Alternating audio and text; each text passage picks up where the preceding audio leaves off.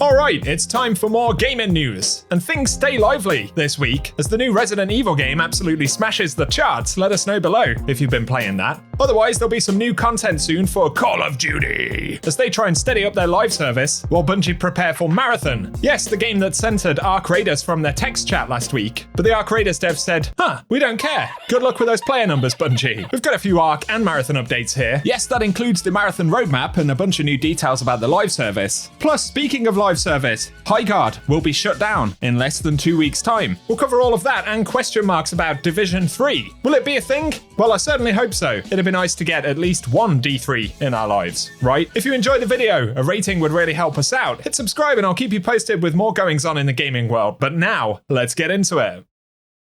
First up, the game absolutely dominating the charts right now is Resident Evil Requiem. I haven't even had a chance to look into it, but news outlets report it's achieved a god-tier launch, peaking at a massive 344,000 concurrent players over the debut weekend, which is more than double the peak of the Resi 4 remake, with Requiem sitting at #1 on the global top sellers list as well. All of that's very interesting, especially with big platforms like Sony reportedly investing less into single-player titles in the future. But of course, if you do it right, it's hard to kill a classic. So give me your experiences with that below if you've played it. In other news, Call of Duty is getting some new content. So they just announced Black Ops Royale, a new Blackout-inspired mode, reimagined for COD Warzone, and we can play for free starting on March 13th. They describe it as an original Blackout-inspired battle royale with no loadouts, no gulag, and no buy stations. And yes, players will wingsuit in, scavenge to survive, upgrades weapons through rarity, with the goal being to outlast 24 rival squads. Wow. It's been a long time since I played any Call of Duty, but honestly, the teenager in me still gets the itch. Juicy trailer, although that wingsuit animation when they land is pretty hilarious. They literally faceplant the floor.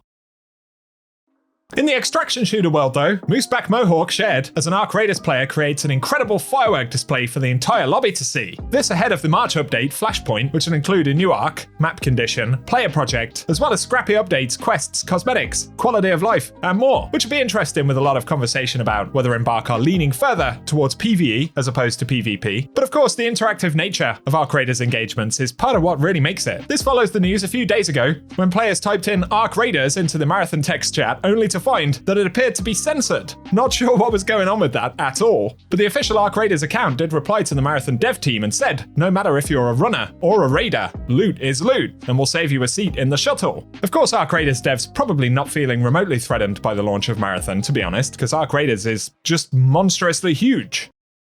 Safe to say though, that Bungie are hoping for a hugening of their own. Bungie this week released a new cinematic for Marathon, which to be fair was incredibly cool, very creepy. And yes, we got to see runners attempting to board the UASC Marathon, being denied access multiple times and then eventually making it aboard, only to meet the compiler that we can see here. Really can't do it justice by just talking about it, so totally worth checking out. But the other component is that Bungie revealed the roadmap for Marathon, of course leaving a lump in the throat of Destiny players who've been waiting for Bungie's promised roadmap for a long time.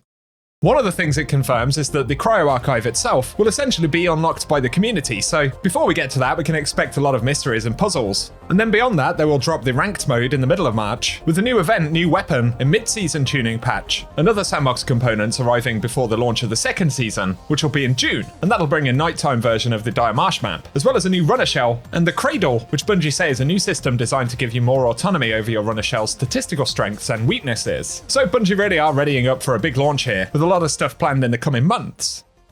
In addition to that, Bungie have responded to a bunch of feedback from the Server Slam. PC Gamer report they're considering a dedicated duos mode and time to kill changes after the Server Slam gets its feedback, so Bungie announced the other day they're looking into additional queue options, including duos, and I think that'd be good. Not everyone has a team of 3 always available. Time to kill in PvP is a hot topic, and of course, that may be a change in picture in Marathon as players get higher quality weapons and shields. TTK is likely to change, but they're also looking into med and ammo economy in the game, those items in particular being some of the more jarring components. And yes, UI feedback. I described it as menu simulator the game last week after my first couple of hours, although as a Destiny 2 player, I'm somewhat used to it. Elliot Elliot Gray, the UI designer at Bungie, did say, "We're absolutely targeting changes to make it more friendly, but they do not plan to remove the source." The source being, I guess, the imagery, the colors, the fonts. And he used the hashtag #FontSlopTakeover as Bungie kind of josh around with some of the memes and responses to Marathon. And of course, that launch coming up this week, which is no doubt going to be interesting. Marathon's currently sitting pretty high on the pre-order charts, but I think between Thursday and the weekend, we'll get a very good idea how the player numbers for Marathon actually hold up. So give us your predictions below, if you like.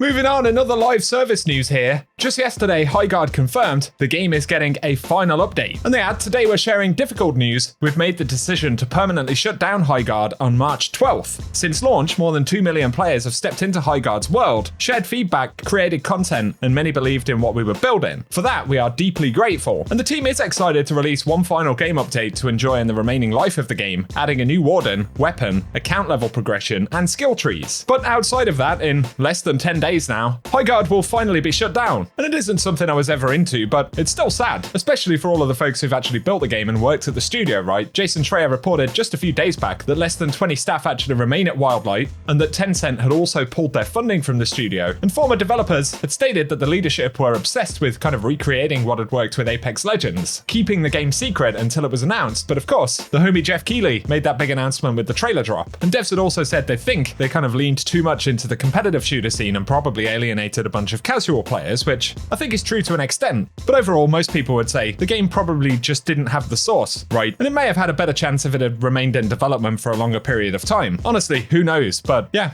Highguard will soon be offline. Share your thoughts about that below. And finally, speaking of big spending, what's the deal with Division 3? Well, this isn't brand new news, but I still see folks wondering if it's going to be a thing, and of course, we don't have a confirmation of that. But as Paul Tassi reported, back in January, the executive producer for Division 3 left the studio with no release date for that project in sight. And the executive producer of the Division franchise, Julian Garrity, left Massive heading over to DICE to work on Battlefield, just a few weeks after the accident that killed Vince Zampella. But as far as D3 is concerned, there were rumors back in October 2025 that the producer was leaving or had already left Massive. And of course, at the time, the studio actually denied that. But they had said immediately before this that Division 3 was going to be a monster. And the quote was that within these walls at Massive, we're working extremely hard on something I think will have as big of an impact as Division 1 was. So Paul Tassi points out, we do often see project heads actually leave games before release, although it is strange how positive and excited the producer had appeared to be throughout development up until the point where they actually left the studio. So with Division 3 not having a release date or window, it does feel like a lot of stuff is up in the air. We also know that Ubisoft have been cutting jobs across multiple studios. That includes Massive, who lost 55 jobs earlier this year in that round of layoffs, and of course are indeed the company actually making Division 3. So hopefully, that doesn't mean bad news for the franchise. For a long time, players have felt that Division generally has a lot more potential than they've actually managed to achieve with either of the titles so far. And of course, Division 3 would be an opportunity to do that, but there's a lot of stuff going on at Ubisoft, and well, I don't think anything is certain or a given at this point in time. So fingers crossed, and if we do hear something, I'll keep you posted. But for today, that's what we got. So if you enjoyed the roundup, drop us a comment down below, any titles you're looking forward to. Yes, we also get Crimson Desert in March, and I really hope it lives up to the hype. So I'll be keeping an eye out for any updates and info on that as we track Bungie's success in their Marathon launch window, so it's gonna stay interesting, I think. Drop us a rating down below if you've enjoyed the video, and hit subscribe for more news, but otherwise, thank you for watching, and I hope you have an awesome day.